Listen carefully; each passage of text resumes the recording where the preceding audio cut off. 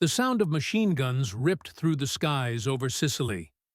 Tracers lit the air like red comets as a lone black pilot, First Lieutenant Charles B. Hall, closed in on a German Focke-Wulf 190. The Luftwaffe fighter twisted violently, diving toward the Mediterranean, but Hall's P-40 Warhawk clung to its tail. At 10:45 a.m., on July 2, 1943, the world changed. With a squeeze of the trigger, Hall fired a burst that tore into the German plane, sending it into a flaming spiral. The explosion marked more than just a kill. It shattered two dangerous myths: the Nazi claim of racial superiority and the American military's own prejudice that black pilots could never be effective combat aviators. For the first time in history, a black American fighter pilot had shot down an enemy aircraft in combat. The scene was a thunderclap across two continents. To the Germans, who had once mocked the very idea of black men flying modern aircraft, it was a humiliation. To many white officers in the U.S. Army Air Forces, who had doubted the Tuskegee program since its birth, it was a reckoning. And to the men of the 99th Fighter Squadron, the very first unit of the Tuskegee Airmen, it was vindication.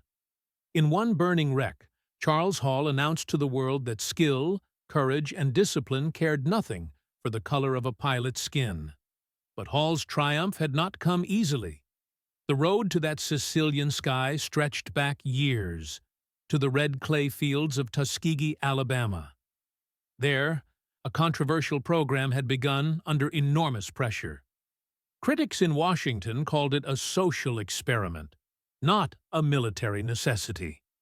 Even sympathetic commanders doubted whether it would succeed. Many in the press ridiculed the idea outright. Black Americans had long been told they lacked the intelligence, coordination, and nerve to master modern combat aircraft.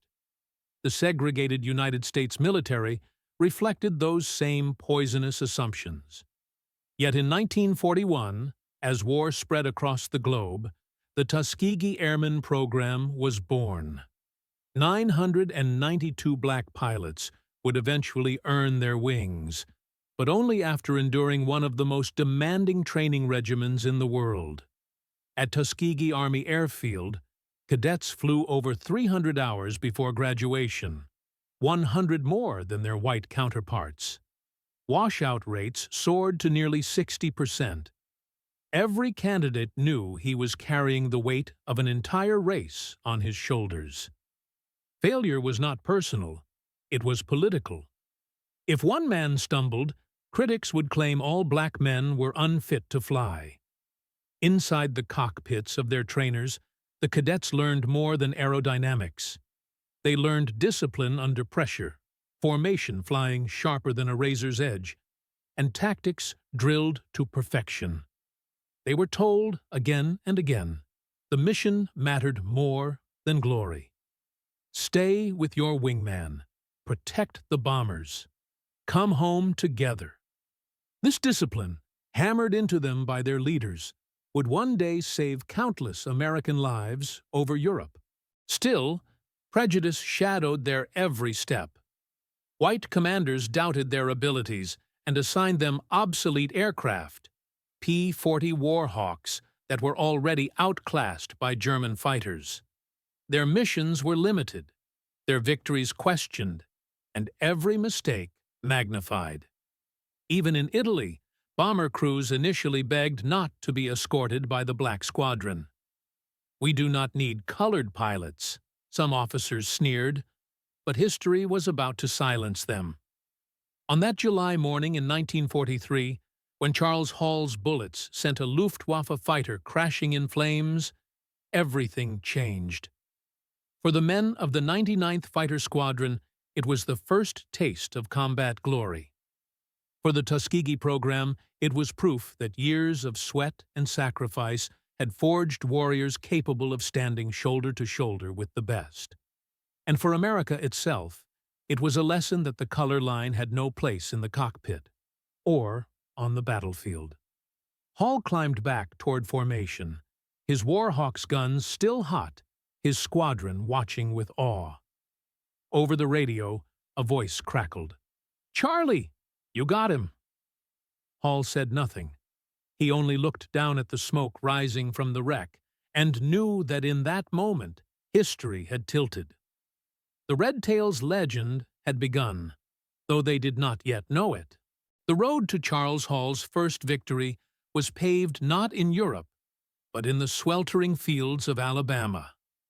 Before the Tuskegee Airmen became legends, they were cadets under constant scrutiny, training at an airfield built on doubt. Tuskegee Army Airfield, located near the Tuskegee Institute, became the epicenter of a military experiment that many in Washington hoped would fail. The decision to allow black men to train as pilots had been forced by political pressure, not conviction. Influential figures like Eleanor Roosevelt had championed the program, but the War Department still saw it as a concession, not a necessity. From the beginning, every man who entered Tuskegee knew he was fighting two battles. One against the Axis powers abroad, and one against prejudice at home. Segregation was woven into every aspect of their lives. They lived in separate quarters, trained in separate units, and knew that many of their white commanders considered them inferior. Whispered insults followed them through mess halls and barracks. They will never make fighter pilots. They will crack under pressure. They do not belong in the cockpit. These were not just the words of rivals, but sometimes of their own superiors.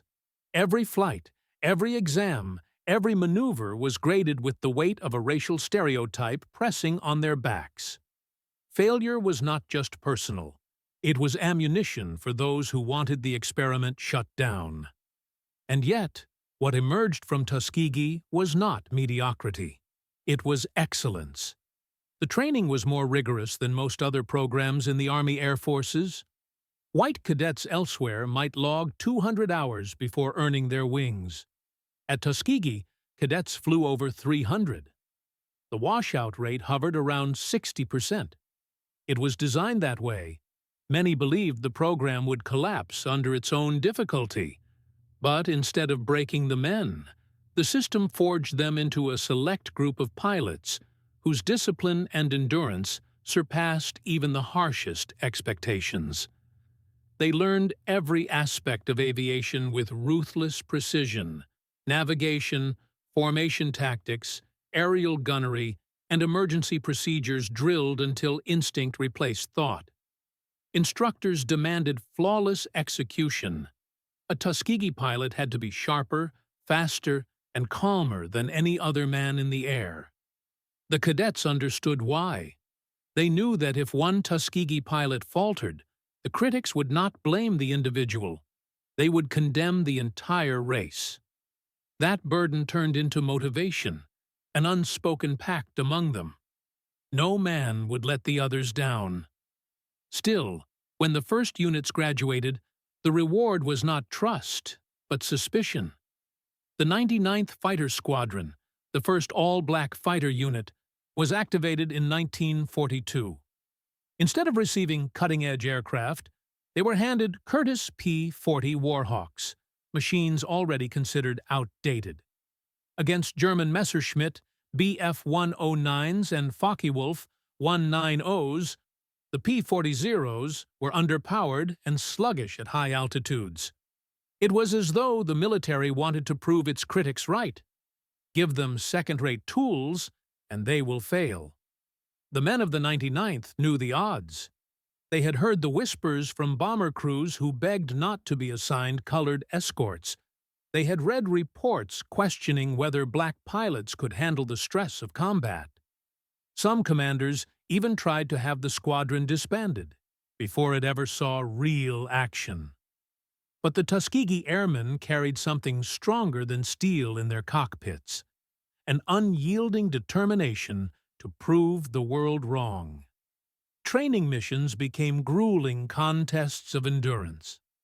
Long hours under the Alabama sun toughened both body and spirit. Instructors barked commands until cadets flew in flawless formation, wingtip to wingtip, as if welded together in the sky. They practiced escort patterns again and again, preparing for the day they would defend bombers crossing enemy skies. Every maneuver, every drill, every grueling test carried a silent oath. When the time came, they would not break. By the time the 99th deployed overseas, their reputation among themselves was already established. They knew they were ready, even if no one else believed it. They boarded transport ships with quiet determination, bound for North Africa and later Italy, carrying with them not only flight gear and training manuals, but the hopes of an entire people. When they first took to the skies in combat, the skepticism followed them like a shadow. Officers doubted their abilities, bomber crews scoffed at their escorts, and German pilots laughed at the thought of facing colored flyers. But the laughter would not last. What began in Tuskegee as an experiment was on the verge of becoming one of the most extraordinary fighting units of World War II. The stage was set.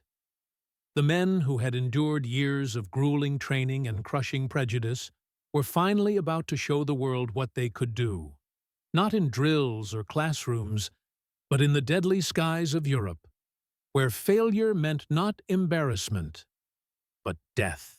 When the 99th Fighter Squadron first arrived in North Africa in 1943, they were not greeted with applause.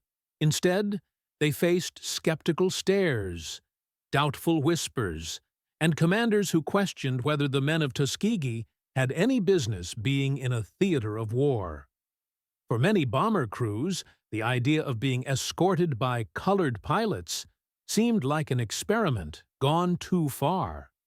The prejudice was as heavy as the sand-laden winds sweeping across their desert airfield. But these doubts only sharpened the resolve of the Tuskegee Airmen. They had trained harder than any group in the Army Air Forces, and now it was time to prove that their discipline could survive the crucible of war. Their first combat missions were far from glorious. Flying the aging P-40 Warhawk, they were often given ground attack assignments, strafing enemy supply lines, cutting off transport convoys, and harassing retreating German troops. It was dangerous, dirty work that demanded precision flying at low altitudes where anti-aircraft fire was thickest. The missions rarely earned headlines, and critics back home claimed that the squadron's performance was mediocre. Yet even in these thankless roles, the Tuskegee pilots built a reputation for tenacity. They pressed attacks under withering fire, often returning to base with bullet-riddled fuselages but unwavering determination. Amid the skepticism, one man stood as a pillar of discipline and vision, Colonel Benjamin O. Davis, Jr. A graduate of West Point, Davis had endured 4 years of near-total social isolation from his white classmates, who refused to speak to him outside of official duties. That silent ostracism had hardened him, shaping a leader who believed that dignity, restraint, and absolute professionalism were the only weapons strong enough to overcome prejudice. As commander of the Tuskegee Airmen, Davis carried a philosophy that would define their legacy. The mission first, glory second. Bring those bombers home. This philosophy would soon be tested in the skies of Italy. By late 1943, the Allies were ramping up their strategic bombing campaign against Axis targets in southern Europe. Waves of B-17 flying fortresses and B-24 Liberators lumbered toward factories, rail yards, and oil depots, only to be swarmed by German fighters. Escorting these bombers was a deadly duty. Luftwaffe aces were skilled, aggressive, and well-equipped with Messerschmitts and Focke-Wulfs that outclassed most Allied fighters. White fighter groups often peeled away from the bombers to chase kills, leaving the lumbering formations vulnerable to slaughter. Bomber crews, facing horrific losses, began to see escorts less as protectors and more as unreliable companions. Then came the red tails. Though not yet flying the famous crimson-tailed Mustangs, the Tuskegee squadrons applied Davis's doctrine with unwavering discipline. They refused to chase enemy fighters for personal glory. Instead, they clung to the bombers like a shield, intercepting attackers again and again, sometimes absorbing heavy losses themselves, but never abandoning their charges. At first, bomber crews were skeptical. Some even resented being protected by black pilots. But as mission after mission went by, attitudes began to change. Crews noticed something unusual. When the Tuskegee Airmen escorted their formations, more bombers made it home. Unlike other groups, the Tuskegee squadrons did not scatter across the sky in pursuit of individual kills. They stuck to their formations, flying as if their lives depended on it. Because in truth, the lives of hundreds of bomber crewmen did. Word spread quickly among the bomber wings. Pilots and gunners began whispering in briefings, "If you want to come home, pray for the red tails." At first, the nickname was literal. Tuskegee planes would soon be painted with bright crimson tails to distinguish them. But before the paint came, the reputation, a reliability that set them apart from every other escort group in the U.S. Army Air Forces. German pilots, meanwhile, began to realize that these mocked squadrons were no easy prey. Expecting disorganized amateurs, they instead encountered disciplined units flying in tight formation, willing to sacrifice personal glory to protect their bombers. The Luftwaffe had underestimated them. By the winter of 1943 and into 1944, the Tuskegee Airmen were no longer merely proving themselves. They were rewriting the very definition of air escort tactics. For the men inside the cockpits of those bombers, it was not ideology or politics that mattered. It was survival. And when the Tuskegee Airmen were on station, survival odds dramatically improved. Gradually, the laughter and skepticism faded, replaced by respect, gratitude, and eventually, admiration. The Red Tails were becoming legends, not by boasting, but by saving lives one mission at a time. By early 1944, the Tuskegee Airmen were no longer an experiment. They were a force to be reckoned with. But even the finest discipline and training could not mask the limits of their equipment. Their aging P-40 Warhawks and later P-47 Thunderbolts, though serviceable, lacked the range and agility needed to dominate the skies of Europe. The strategic bombing campaign was intensifying, sending American bombers deeper into the heart of Germany, and escorts needed a fighter that could go the distance. That answer arrived in the form of a sleek, powerful aircraft that would cement the Red Tails' place in history. The North American P-51 Mustang. The P-51 was more than just a new plane. It was a revelation.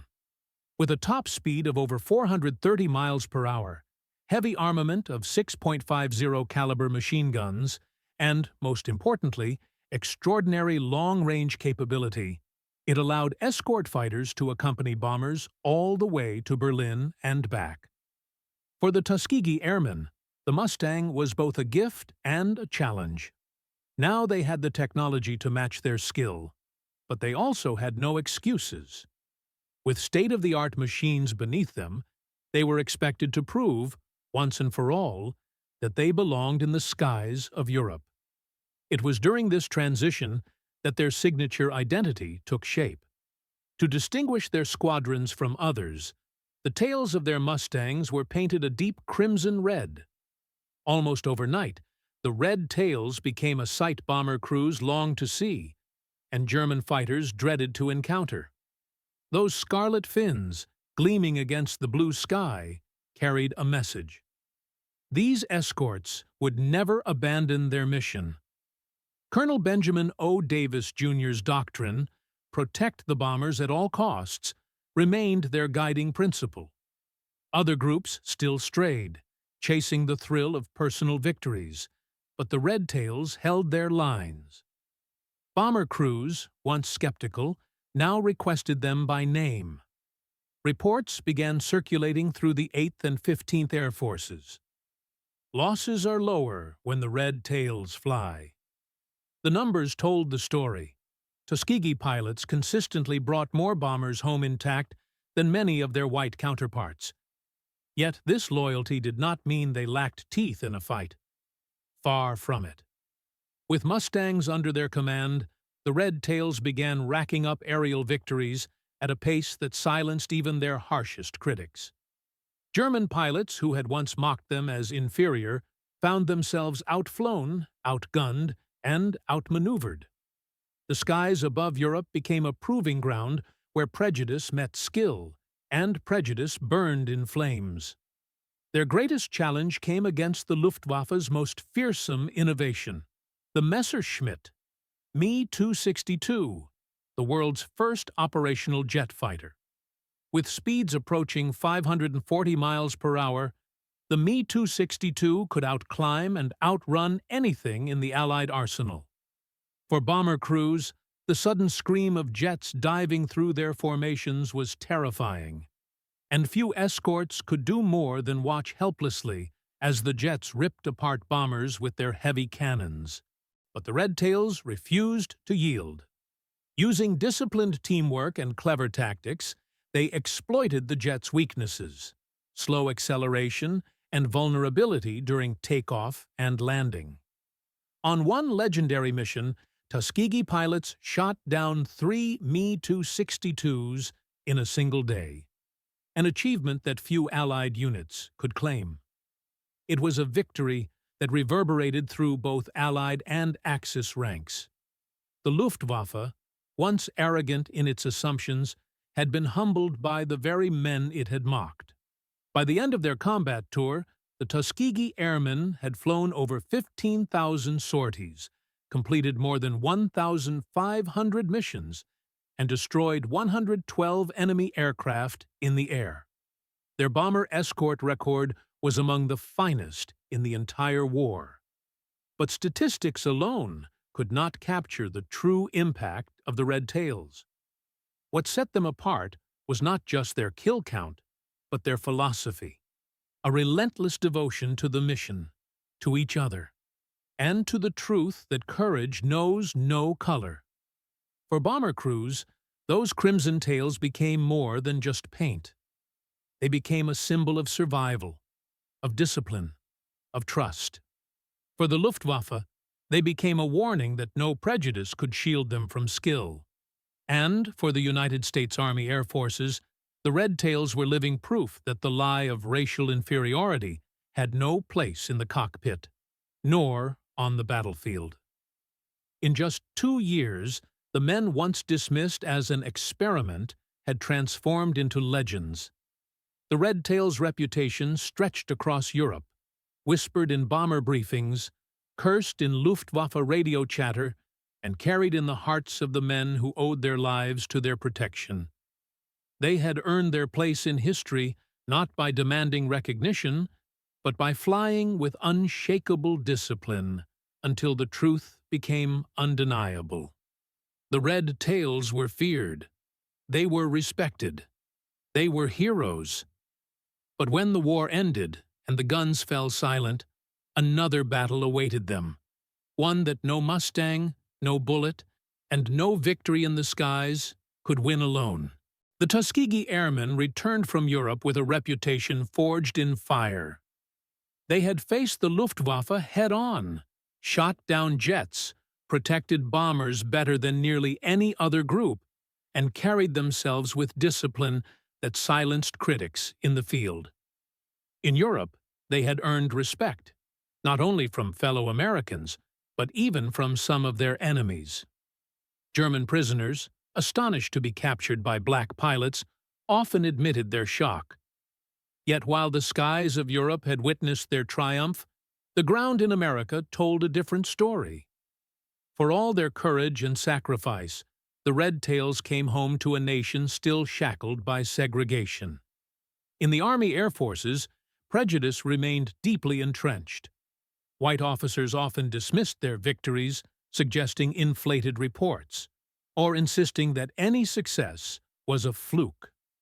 The very men who had risked their lives daily to protect bomber crews were still forced to eat in separate mess halls, live in separate barracks, and were denied equal opportunities for advancement. The irony was cruel. In the skies, they were guardians. On the ground, they were treated as second-class citizens. The injustice was not confined to home soil. One of the most painful examples came from men who had already endured the worst of the war, those who had been shot down and captured. Among them was Alexander Jefferson, a Tuskegee pilot who bailed out of his stricken Mustang over German territory and was taken prisoner. Jefferson had flown mission after mission, believing that survival itself was victory. But captivity revealed another bitter lesson. In the POW camps, he and other captured black airmen were segregated from their fellow American prisoners. They faced hostility not just from their German captors, but, at times, from white Allied soldiers as well. Jefferson later recalled the humiliation of being seen as less than equal, even behind barbed wire. For a man who had risked his life for the same flag, the treatment was almost harder to bear than combat. The enemy may have been German, but prejudice wore many faces. Yet even in the harsh confines of prison camps, the Tuskegee spirit endured. Jefferson and others carried themselves with the same discipline they had shown in the air. They endured the hunger, the cold, and the constant uncertainty of captivity with resilience. In time, when the camps were liberated by advancing Allied forces, the joy of freedom was mingled with a painful realization. Though the war in Europe was ending, the war for equality back home had barely begun. When the Red Tails finally returned stateside, parades and celebrations were sparse. There were no mass fanfares, no nationwide recognition of their contribution. In many towns, they were expected to step off trains and buses through the back doors, to sit at the back of theaters, to accept jobs far below the skill and discipline they had proven overseas. For some, the bitterness was overwhelming. How could a nation that demanded their sacrifice refuse them simple dignity?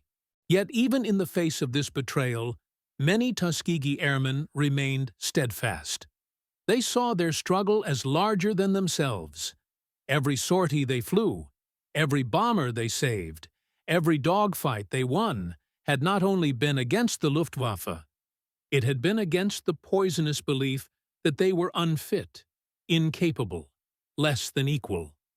Their victories in the sky were undeniable, and slowly, those victories began to chip away at the walls of prejudice. The irony of their legacy during the war was stark. In Europe, white bomber crews wrote home about the red-tailed angels who kept them alive. Some would testify that they owed their very existence to the Tuskegee squadrons. German pilots cursed their skill and feared their discipline. Yet back in the United States, many of those same heroes could not walk into a restaurant without being told to leave. But history has a way of preserving the truth.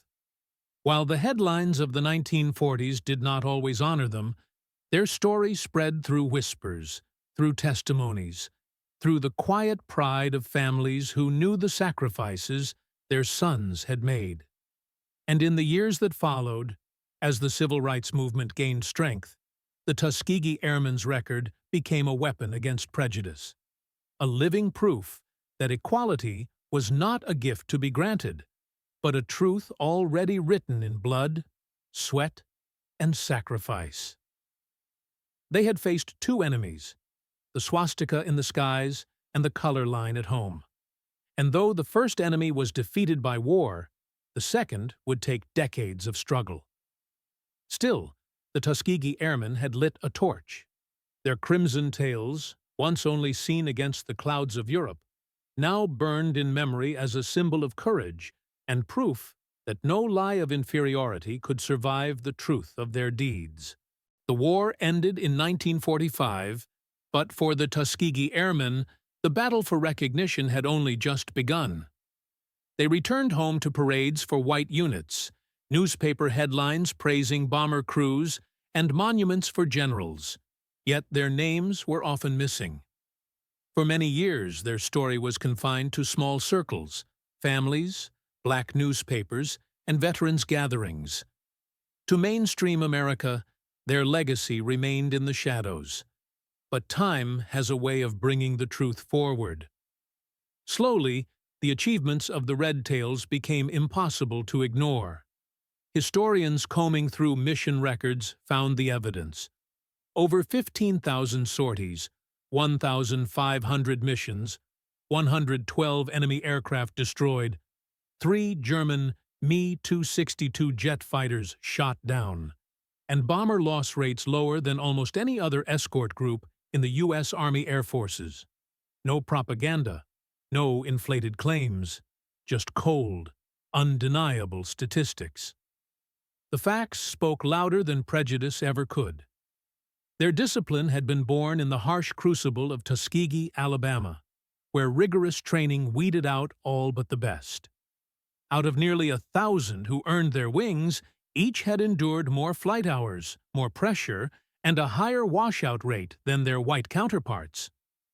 By the time they reached the skies of Europe, they were not simply pilots, they were warriors, sharpened by the weight of proving an entire race's worth. Yet the recognition they deserved came far too late. In the years after the war, many Tuskegee Airmen struggled to find work as commercial pilots, often turned away despite their hours of combat flying.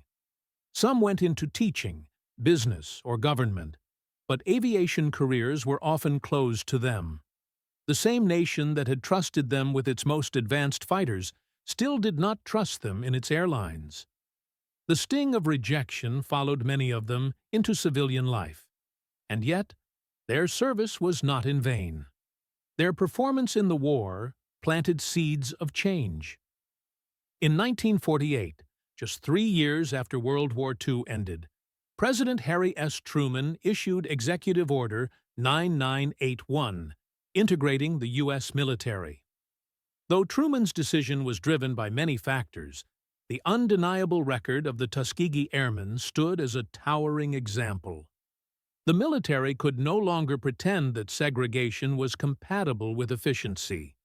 Black pilots had proven themselves as equal and often superior to their peers. Their crimson tails had drawn a line across the sky, one that prejudice could no longer cross. The decades that followed brought slow but steady acknowledgement. In classrooms and community halls, their story began to inspire. In 2007, the Tuskegee Airmen were awarded the Congressional Gold Medal, one of the nation's highest honors. Surviving members, many now elderly, stood in the U.S. Capitol as leaders of the nation finally gave them the recognition that had been denied for so long. One Tuskegee veteran, tears in his eyes, simply said, "We were Americans all along. We just wanted the chance to prove it." Their legacy, however, extends beyond medals and numbers. The Tuskegee Airmen transformed the very idea of what it meant to be American. They had fought fascism abroad, while also dismantling racism at home, their victories showing a generation that excellence could shatter even the most entrenched barriers. Every dogfight won, every bomber saved, every sortie flown was more than a mission. It was a declaration of equality written in the sky. Their influence can be seen in the generations that followed. Astronauts, generals, airline captains, and even presidents have pointed to the Tuskegee Airmen as an inspiration. Their courage paved the way for the integration of the armed forces, which in turn helped fuel the momentum of the civil rights movement. Their story became not just military history, but American history, a lesson in resilience, discipline, and the power of undeniable truth. And so, The tale of the Red Tails is more than a chapter in World War II. It is the story of men who carried the weight of two wars on their shoulders, one against Nazi Germany and another against the racism of their own nation. They won both, though recognition for the second came decades later. Their crimson-painted Mustangs still live in memory, streaking across the skies of history, a reminder that courage has no color and that true heroes need only the chance to prove themselves. The Tuskegee Airmen had been mocked by German pilots, doubted by their own commanders, and dismissed by their own country. Yet by the war's end, they had destroyed over 100 enemy fighters, protected countless American crews, and helped rewrite the course of military and social history. Their legacy endures not as a footnote, but as a monument. They were not simply pilots, they were pioneers. And their message, carved into the winds of history, still whispers today. Excellence cannot be denied, and courage conquers all.